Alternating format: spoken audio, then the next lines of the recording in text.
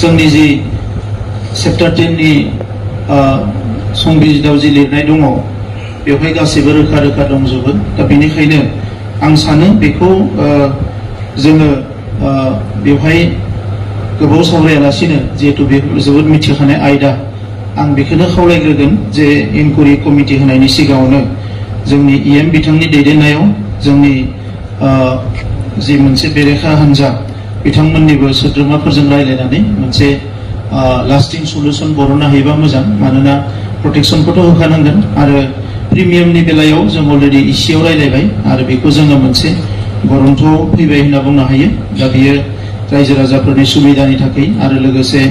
गभर्नमेन्टआबो revenue मोनगोन आरो जोंनि हा हुफ्राबो जोंनि जिखिनि रायजो जानाय सुबुंफोर बिथांमोनाबो बेवहाय जे जोंहा मोन्थाय दङ जों बेनि जे थागिबि बे बाथ्राफोरखौ बिथांमोनाबो साननो हागोन। ओंखायनो बे थांखिखौ लानाय जादों। इनकुरि कमिटि बसायनायनि सिगाङावनो आङो इएमनि दैदेननायाव माखासे डिसकासन खालामनायखौ हाउसाव आङो साजेस्ट खालामगोन आरो बेनि सायाव जों उनाव इसिआव थांखि लागोन। गोजोन्थों। जोंनि जि चैप्टार 10 नि संबिजिताव जि लिरनाय दङ बेवहाय गासैबो रोखा रोखा दंजोबो। दा बेनिखायनो आं सानो बेखौ जोङो बेवहाय गोबाव सावरायालासिनो जिहेतु बे जोबोद मिथिखानाय आयदा आं बेखौनो खावलायग्रोगोन जे इनकुरि कमिटि होनायनि सिगाङावनो जोंनि इएम बिथांनि दैदेननायाव जोंनि जि मोनसे बेरेखा हान्जा बिथांमोननिबो सोद्रोमाफोरजों रायलायनानै मोनसे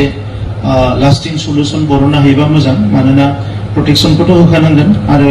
प्रिमियामनि बेलायाव जों अलरेडि इसिआव रायलायबाय आरो बेखौ जोङो मोनसे गरन्थ'आव फैबाय होनना बुंनो हायो। दा बियो रायजो राजाफोरनि सुबिदानि थाखाय आरो लोगोसे गभर्नमेन्टआबो रेभिनिउ मोनगोन आरो जोंनि हा हुफ्राबो जोंनि जिखिनि रायजो जानाय सुबुंफोर बिथांमोनाबो बेवहाय जे जोंहा मोन्थाय दङ जों बेनि जे थागिबि बे बाथ्राफोरखौ बिथांमोनाबो साननो हागोन। ओंखायनो बे थांखिखौ लानाय जादों। इनकुरि कमिटि बसायनायनि सिगाङावनो आङो इएमनि दैदेननायाव माखासे डिसकासन खालामनायखौ हाउसाव आङो साजेस्ट खालामगोन आरो बेनि सायाव जों उनाव इसिआव थांखि लागोन। गोजोन्थों। जोंनि जि चैप्टार 10 नि संबिजिताव जि लिरनाय दङ बेवहाय गासैबो रोखा रोखा दंजोबो। दा बेनिखायनो आं सानो बेखौ जोङो बेवहाय गोबाव सावरायालासिनो जिहेतु बे जोबोद मिथिखानाय आयदा आं बेखौनो खावलायग्रोगोन जे इनकुरि कमिटि होनायनि सिगाङावनो जोंनि इएम बिथांनि दैदेननायाव जोंनि जि मोनसे बेरेखा हान्जा बिथांमोननिबो सोद्रोमाफोरजों रायलायनानै मोनसे लास्टिं सल्युशन बरननो हायोबा मोजां। मानोना प्रटेक्शनखौथ' होखानांगोन आरो प्रिमियामनि बेलायाव जों अलरेडि इसिआव रायलायबाय आरो बेखौ जोङो मोनसे गरन्थ'आव फैबाय होनना बुंनो हायो। दा बियो रायजो राजाफोरनि सुबिदानि थाखाय आरो लोगोसे गभर्नमेन्टआबो रेभिनिउ मोनगोन आरो जोंनि हा हुफ्राबो जोंनि जिखिनि रायजो जानाय सुबुंफोर बिथांमोनाबो बेवहाय जे जोंहा मोन्थाय दङ जों बेनि जे थागिबि बे बाथ्राफोरखौ बिथांमोनाबो साननो हागोन। ओंखायनो बे थांखिखौ लानाय जादों। इनकुरि कमिटि बसायनायनि सिगाङावनो आङो इएमनि दैदेननायाव माखासे डिसकासन खालामनायखौ हाउसाव आङो साजेस्ट खालामगोन आरो बेनि सायाव जों उनाव इसिआव थांखि लागोन। गोजोन्थों। जोंनि जि चैप्टार 10 नि संबिजिताव जि लिरनाय दङ बेवहाय गासैबो रोखा रोखा दंजोबो। दा बेनिखायनो आं सानो बेखौ जोङो बेवहाय गोबाव सावरायालासिनो जिहेतु बे जोबोद मिथिखानाय आयदा आं बेखौनो खावलायग्रोगोन जे इनकुरि कमिटि होनायनि सिगाङावनो जोंनि इएम बिथांनि दैदेननायाव जोंनि जि मोनसे बेरेखा हान्जा बिथांमोननिबो सोद्रोमाफोरजों रायलायनानै मोनसे लास्टिं सल्युशन बरननो हायोबा मोजां। मानोना प्रटेक्शनखौथ' होखानांगोन आरो प्रिमियामनि बेलायाव जों अलरेडि इसिआव रायलायबाय आरो बेखौ जोङो मोनसे गरन्थ'आव फैबाय होनना बुंनो हायो। दा बियो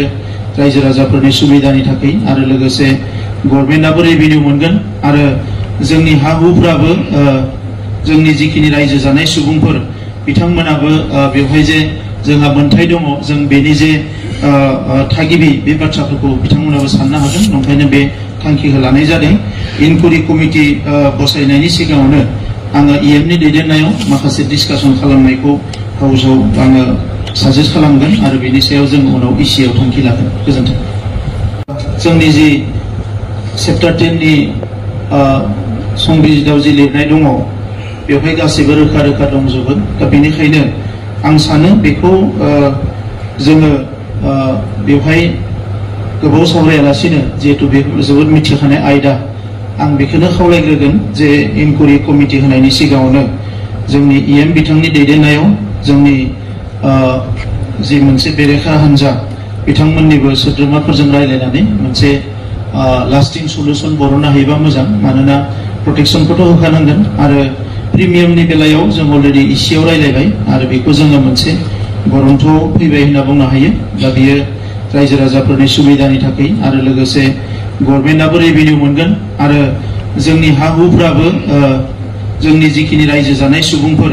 बिथांमोनाबो बेवहाय जे जोंहा मोन्थाय दङ जों बेनि जे थागिबि बे बाथ्राफोरखौ बिथांमोनाबो साननो हागोन ओंखायनो बे थांखिखौ लानाय जादों इनकुरि कमिटि बसायनायनि सिगाङावनो आङो इएमनि दैदेननायाव माखासे डिसकासन खालामनायखौ हाउसाव आङो साजेस्ट खालामगोन आरो बेनि सायाव जों उनाव इसिआव थांखि लागोन गोजोन्थों जोंनि जि चैप्टार 10 नि संबिजिताव जि लिरनाय दङ बेवहाय गासैबो रोखा रोखा दंजोबो दा बेनिखायनो आं सानो बेखौ जोङो बेवहाय गोबाव सावरायालासिनो जिहेतु बे जोबोद मिथिखानाय आयदा आं बेखौनो खावलायग्रोगोन जे इनकुरि कमिटि होनायनि सिगाङावनो जोंनि इएम बिथांनि दैदेननायाव जोंनि जि मोनसे बेरेखा हान्जा बिथांमोननिबो सोद्रोमाफोरजों रायलायनानै मोनसे लास्टिं सल्युशन बरननो हायोबा मोजां मानोना प्रटेक्शनखौथ' होखानांगोन आरो प्रिमियामनि बेलायाव जों अलरेडि इसियाव रायलायबाय आरो बेखौ जोङो मोनसे गरन्थ'आव फैबाय होनना बुंनो हायो दा बियो रायजो राजाफोरनि सुबिदानि थाखाय आरो लोगोसे गभर्नमेन्टआबो रेभिनिउ मोनगोन आरो जोंनि हा हुफ्राबो जोंनि जिखिनि रायजो जानाय सुबुंफोर बिथांमोनाबो बेवहाय जे जोंहा मोन्थाय दङ जों बेनि जे थागिबि बे बाथ्राफोरखौ बिथांमोनाबो साननो हागोन ओंखायनो बे थांखिखौ लानाय जादों इनकुरि कमिटि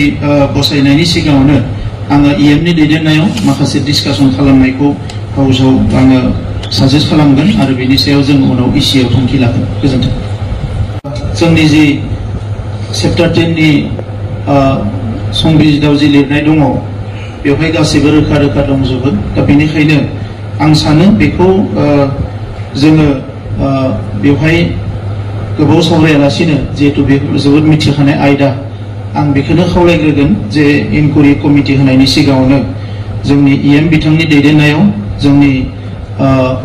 जि मोनसे बेरेखा हान्जा बिथांमोननिबो सोद्रोमाफोरजों रायलायनानै मोनसे लास्टिं सल्युशन बरननो हायोबा मोजां मानोना प्रटेक्शनखौथ' होखानांगोन आरो प्रिमियामनि बेलायाव जों अलरेडि इसियाव रायलायबाय आरो बेखौ जोङो मोनसे गरन्थ'आव फैबाय होनना बुंनो हायो दा बियो रायजो राजाफोरनि सुबिदानि थाखाय आरो लोगोसे गभर्नमेन्टआबो रेभिनिउ मोनगोन आरो जोंनि हा हुफ्राबो जोंनि जिखिनि रायजो जानाय सुबुंफोर बिथांमोनाबो बेवहाय जे जोंहा मोन्थाय दङ जों बेनि जे थागिबि बे बाथ्राफोरखौ बिथांमोनाबो साननो हागोन ओंखायनो बे थांखिखौ लानाय जादों इनकुरि कमिटि बसायनायनि सिगाङावनो आङो इएमनि दैदेननायाव माखासे डिसकासन खालामनायखौ हाउसाव आङो साजेस्ट खालामगोन आरो बेनि सायाव जों उनाव इसिआव